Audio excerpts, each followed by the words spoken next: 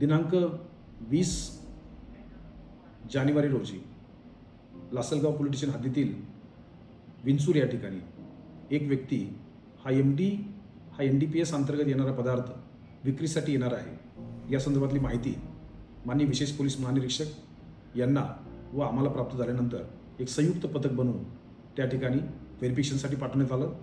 त्यामध्ये जो व्यक्ती आहे याकूब खालिद मोमीन याच्या कब्जामध्ये साधारणतः 315 ग्रॅम MD हे त्याच्या स्कूटीमध्ये आढळलं। त्याचबरोबर त्याची घरझाडती घेतली असता त्यामध्ये 386 ग्रॅम MD हे त्याच्या घरामध्ये मिळून आलं। साधारणतः टोटल 701 ग्रॅम MD पावडर तिथे मिळालेली आहे। वरिष्ठ अधिकारी ही घटनास्थळी जाऊन त्या संदर्भातील पूर्ण कारवाई करण्यात आलेली आहे।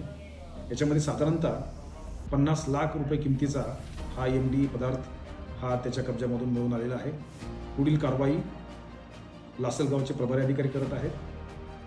झिरो टॉलरन्स NDPS या बाबतीमध्ये संपूर्ण जिल्ह्यामध्ये मोहीम सुरू आहे। NDPSच्या कोणत्याही पदार्थ जर कुठेही आढळले तर या बाबतीमध्ये कडक कारवाई ही करण्यात येत आहे। वेगवेगळी पथकं निर्माण करण्यात येत आहेत आणि याचाच एक कडी म्हणून ही कारवाई आहे। या कारवाईमुळे निश्चितपणे NDPSचा झिरो टॉलरन्स या मोहिमेला यश मिळेल।